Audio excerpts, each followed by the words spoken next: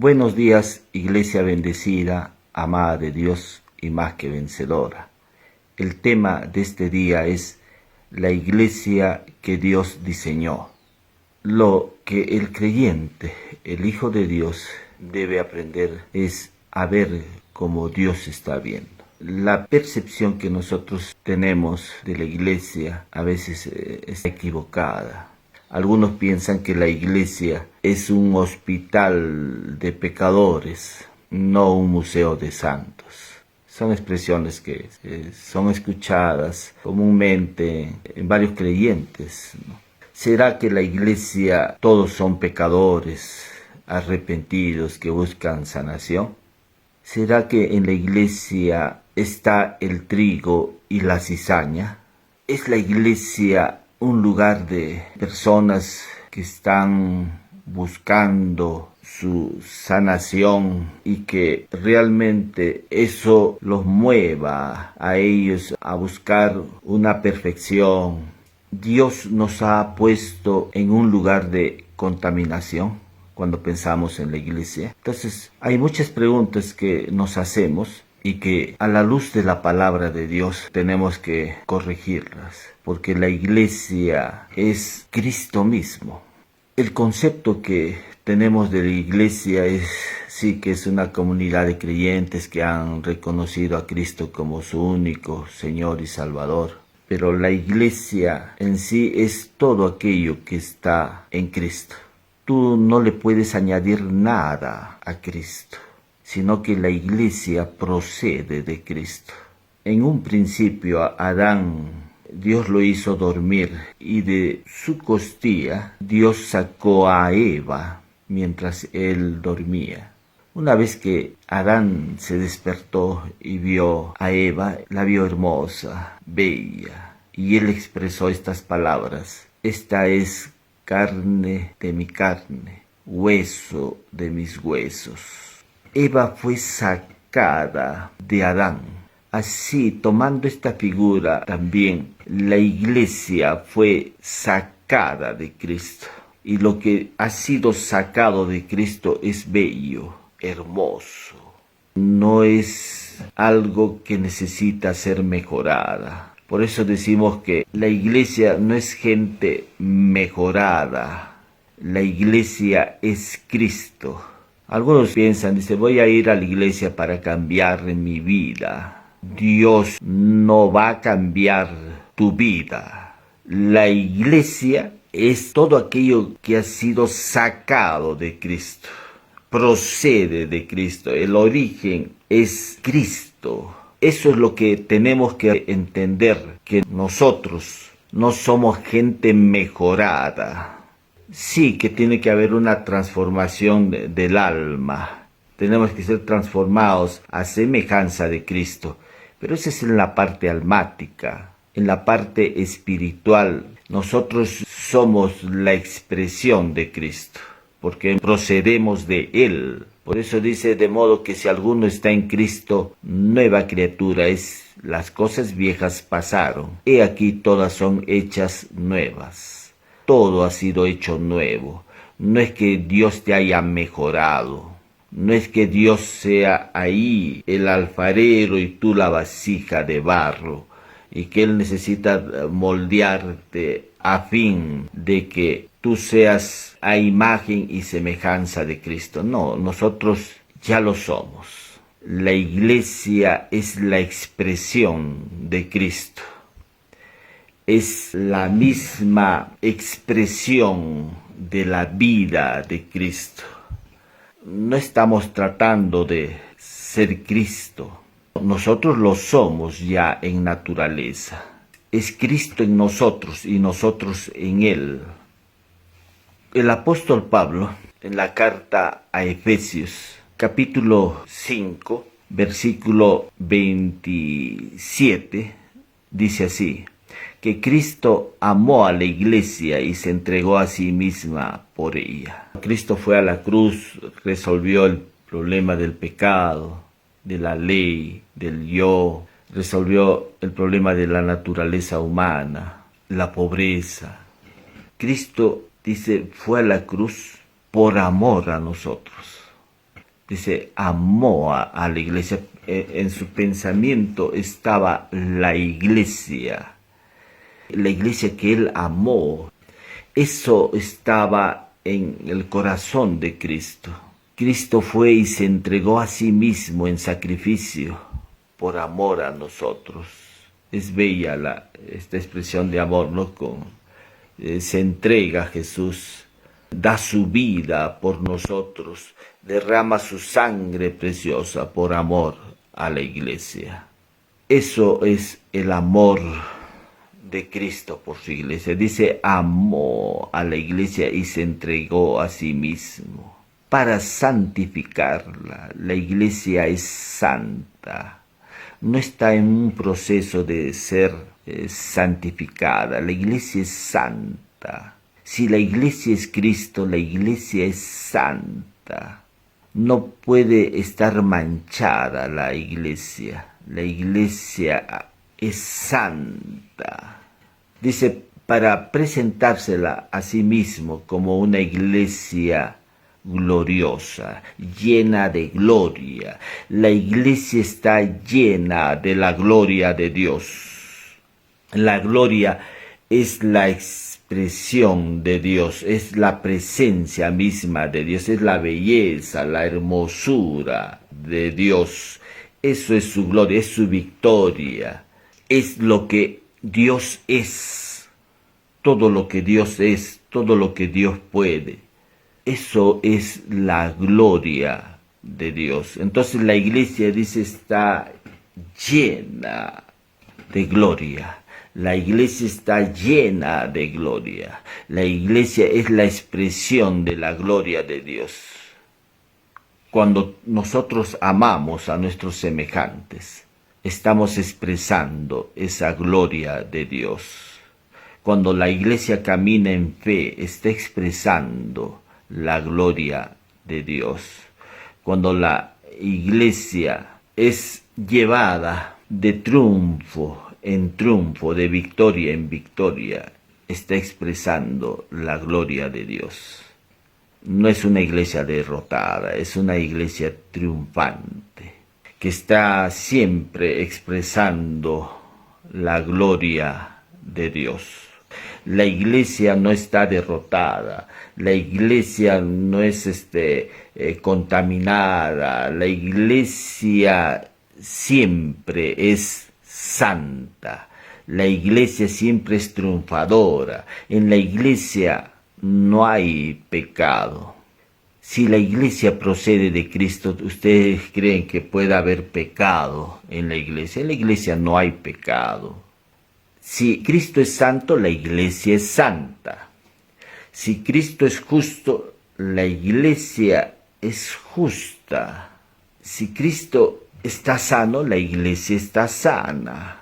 Porque la iglesia procede de Dios. La iglesia procede de Cristo. Por eso es que decimos que la iglesia es santa, está llena de la gloria de Dios. La iglesia está sin mancha ni arruga. En ella no hay mancha, no hay un solo pecado en la iglesia. En la iglesia, escucha bien, en la iglesia no hay un solo pecado, porque la iglesia es Cristo. Esos conceptos que tenemos respecto a la iglesia, que son equivocados, que la iglesia es un hospital de pecadores, no un museo de santos o una fábrica de santos. Eso es un concepto equivocado. Nosotros no vamos a la iglesia para mejorar nuestra vida. Tú no vas a la iglesia para mejorar tu vida. Hay que quitarnos ese concepto. La iglesia es Cristo. La iglesia procede de Cristo. Nosotros hemos sido colocados en Cristo. La iglesia es eterna. Nosotros hemos sido colocados en lo eterno. Hemos sido eternizados. Porque la iglesia es Cristo. Ese es el diseño de Dios de la iglesia. La iglesia no es vulnerable, la iglesia no es débil, la iglesia no puede ser contaminada, la iglesia es sin mancha, dice la escritura de Efesios capítulo 5. La iglesia es sin mancha de pecado, ni arruga de maldad, porque en la iglesia Cristo lo compró con su sangre preciosa. Él derramó su sangre ahí en la cruz. Y a través de ese sacrificio, Él nos limpió de todos nuestros pecados, pasados, presentes y futuros. Él nos lavó con su preciosa sangre, dice la carta de Juan, y nos limpió de todos nuestros pecados. Entonces en la iglesia no hay pecado. Una vez escuché a un ministro que decía, Dios me está diciendo que acá en la iglesia hay pecado. En la iglesia no hay pecado. La iglesia es sin mancha de pecado. No puede haber pecado en la iglesia. Si Cristo, dice Pedro, dice, ¿quién llevó él mismo nuestros pecados en su cuerpo sobre el madero? Salvo que Cristo no haya llevado completamente nuestros pecados en su cuerpo. Pero Pedro está diciendo, ¿quién llevó él mismo nuestros pecados en su cuerpo sobre el madero? Cristo llevó todos nuestros pecados en su cuerpo. No va a haber otro sacrificio por nuestros pecados. Entonces cuando Dios está viendo a la iglesia, la está viendo sin pecado, sin mancha, sin arruga. No hay una arruga de maldad en la iglesia. Ese concepto que algunos dicen que el trigo y la cizaña están en la iglesia, que Cristo sembró el trigo y que viene el adversario, el enemigo que es el diablo y sembró la cizaña, eso no es un concepto bíblico en realidad. No están revisando contexto, ¿no? ¿A qué se está refiriendo? La cizaña está hablando del mundo, pero no forma parte de la iglesia la cizaña. En la iglesia no está la cizaña, la iglesia solamente es el trigo. La iglesia no es contaminada, no está manchada, está sin pecado. La iglesia es victoriosa, es triunfante. Porque Pablo dice, nos lleva siempre en triunfo, en victoria.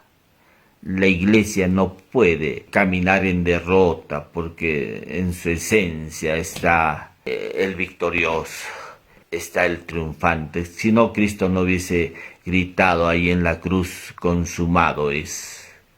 Todo está terminado, todo está acabado.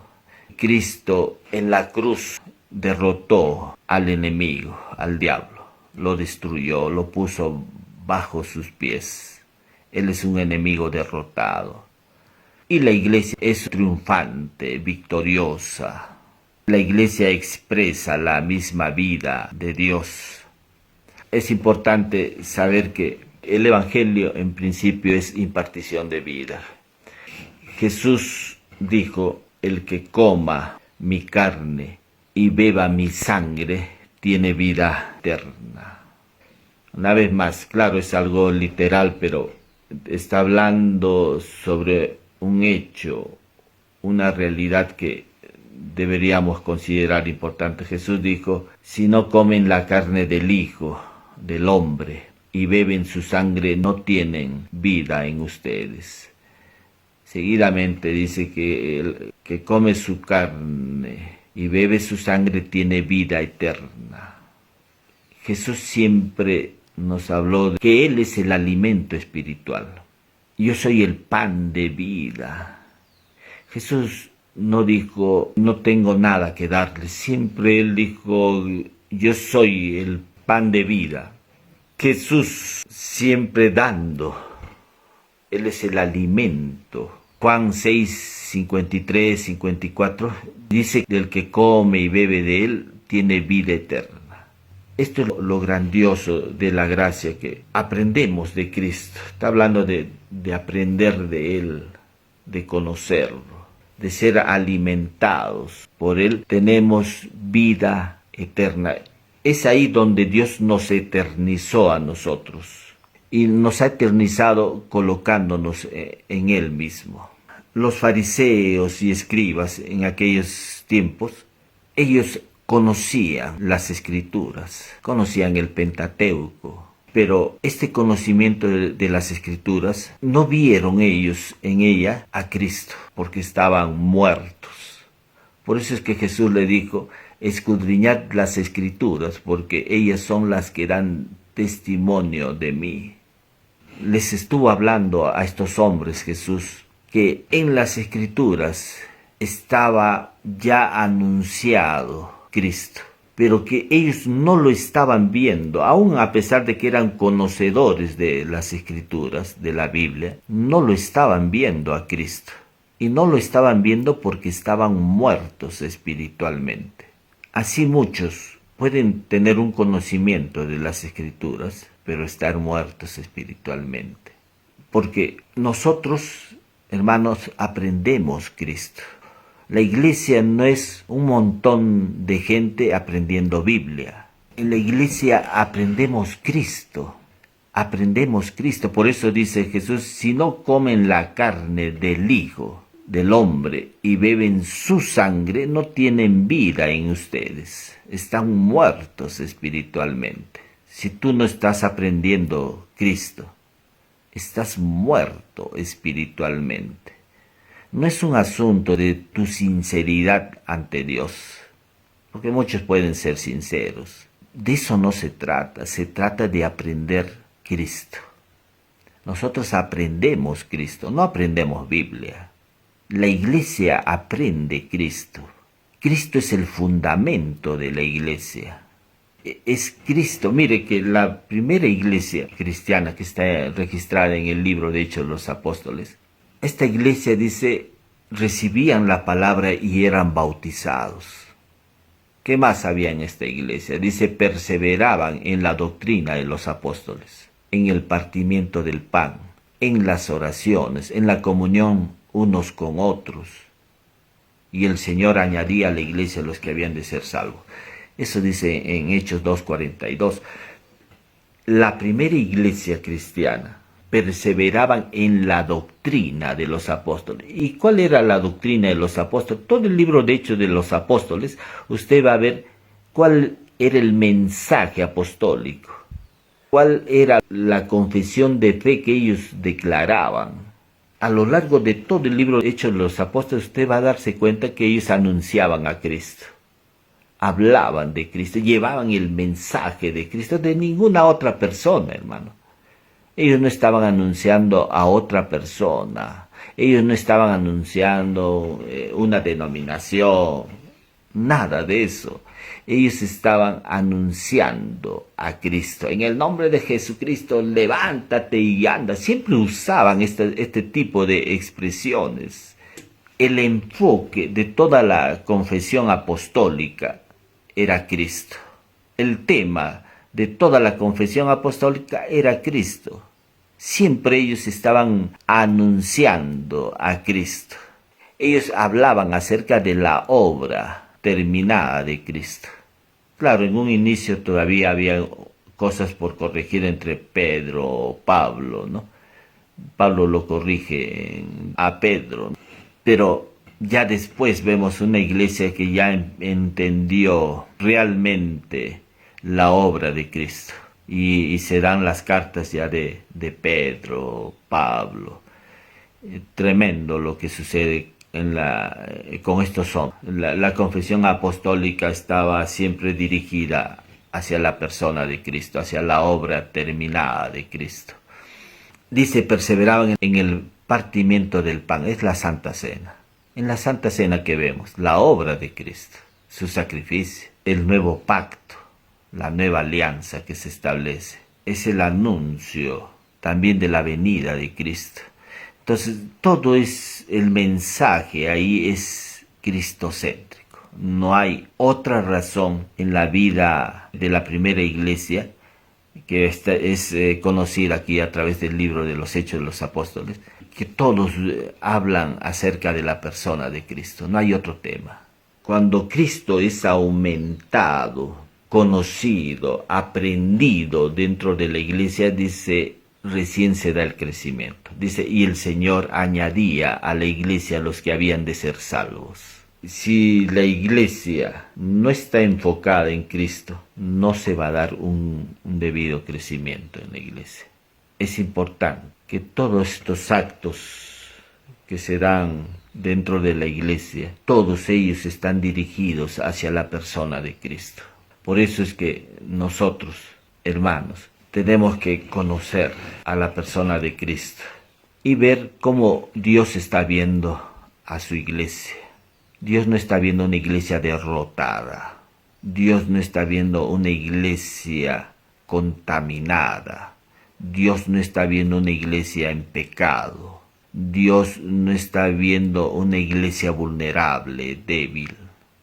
La iglesia es triunfadora. La iglesia que Dios diseñó es triunfadora. Es llevada siempre en victoria. Dios, cuando ve a la iglesia, está viendo a su Hijo. Sí, Jesús solamente Él es perfecto, nosotros somos pecadores. No estás entendiendo que mediante ese sacrificio de Cristo, Él llevó todos nuestros pecados en su cuerpo. Él ya llevó todos tus pecados en su cuerpo. Él pagó un alto precio con su vida, derramando su sangre preciosa ahí en la cruz. No va a haber otro sacrificio por nuestros pecados. Pablo dice, Dios ya no está tomándoles a los hombres en cuenta sus pecados. Dios ya no está viendo pecado en la iglesia, porque su sacrificio fue único y suficiente. El único pecado que sí Dios no va a pasar por alto es que los hombres puedan rechazar a Cristo. Dice que la ira de Dios vendrá sobre ellos, pero no por tus pecados, porque los pecados ya fueron llevados, todos nuestros pecados hacia la cruz.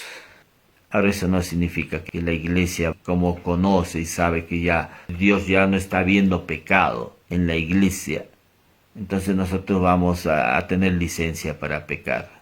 Dice, el que tiene esperanza en Cristo se purifica a sí mismo. No está buscando el pecado. La iglesia, siempre tenemos que poner esto en nuestro corazón. La iglesia que está hablando Pablo aquí en Efesios 5, 27, la iglesia que él ama, que él expresó su amor, es una iglesia que, claro, está sujeta a Cristo, que es una iglesia llena de gloria, sin mancha de pecado, ni arruga de maldad, y es perfecta. Esa es la iglesia. La iglesia no son 4 paredes. En el tiempo de Salomón se construyó un templo a Dios. Y algunos están pensando que todavía hay un templo físico. Dios ya no habita, dice Pablo, en templos hechos por manos humanas. Lean las escrituras, hermano. En Hechos de los Apóstoles dice que Dios ya no habita en templos hechos por manos humanas. Dios ya no habita en templos hechos por manos humanas. A Dios le ha placido habitar en nuestros corazones. Ahí es donde Él reside, ahí es donde Él mora. Por eso es que Pablo dijo, ya no vivo yo, mas Cristo vive en mí. O sea, ¿dónde está Cristo? ¿Cristo está fuera de ti? Cristo está en ti, está en tu vida, no está fuera de ti. Los mismos discípulos de Jesús, cuando Él estuvo aquí, Jesús decía, mis ovejas oyen mi voz y me siguen. Y efectivamente los discípulos seguían a Jesús. Pero ahora en el nuevo pacto, uno no está siguiendo a Jesús, porque Cristo ya vive en nosotros. Pablo dice, Cristo en vosotros, dice, la esperanza de gloria. Es Cristo en vosotros. Cristo en nosotros. Por eso Pablo dijo, ya no vivo yo, mas Cristo vive en mí. Es Cristo viviendo en nosotros. Él no está fuera de nosotros. Si tú realmente no has recibido a Jesús en tu corazón, está Cristo fuera de ti. Pero si tú has hecho de Jesús el Señor de tu vida, lo has reconocido como tu único Señor y Salvador, es Cristo en tu vida. Es la vida de Él en ti.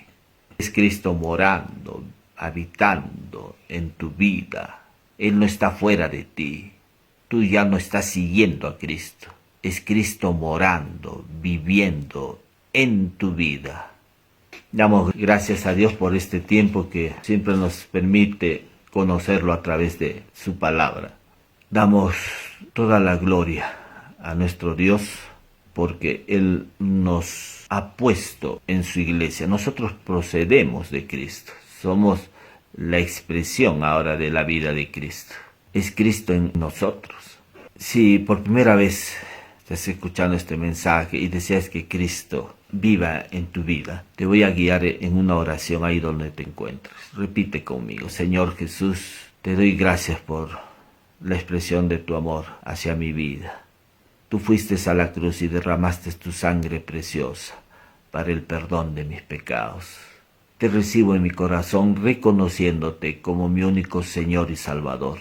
Te hago el Señor de mi vida. Gracias por entrar a mi vida. Gracias, Señor, por hacerme hijo tuyo, hija tuya. Gracias por el perdón de mis pecados. Gracias porque ahora tengo comunión contigo. Hago esta oración en el nombre precioso de Jesús. Amén. Si por primera vez has hecho esta oración, pídele al amado Espíritu Santo que te guíe a una iglesia cristiana, donde puedas estar en comunión con la iglesia, con Cristo, porque Cristo es la iglesia. Entiende, Cristo es la iglesia. Cuando tú vas a una congregación, no solamente estás en contacto con personas físicas, es que Cristo es la iglesia. Amén. Pídele que el Espíritu Santo te guíe a una iglesia cristiana donde puedas aprender la palabra de Dios, donde puedas crecer en gracia y en conocimiento de nuestro Señor y Salvador Jesucristo. Voy a orar también por salud, ahí donde te encuentres. El sacrificio de Jesús también fue para nuestra salud. Solamente lo que tienes que hacer es creer en tu sanidad y tomarlo. Amén. Ahí donde está, papá, te pedimos estos momentos por todos los problemas de salud que las personas que están escuchando este mensaje puedan recibirlo, Señor. Puedan recibir lo que tú has ganado por ellos a través de tu sacrificio. No solamente el perdón de nuestros pecados, sino también la sanidad, Señor. Muévete, Señor, en cada vida, cada corazón. Papá, te pedimos estos momentos por todos los problemas, Señor, de irrigación sanguínea, problemas del corazón, del hígado, vesícula, riñones, pulmones, los páncreas, de la próstata, en los ovarios, la salud mental, depresión, ansiedad. Señor, los declaramos sano ahora en el nombre precioso de Jesús. Te agradecemos por tu amor. Una vez más oramos en el nombre precioso de Jesús. Amén. Bendiciones, iglesia bendecida, amada de Dios y más que vencedora. Nos estamos viendo la próxima semana.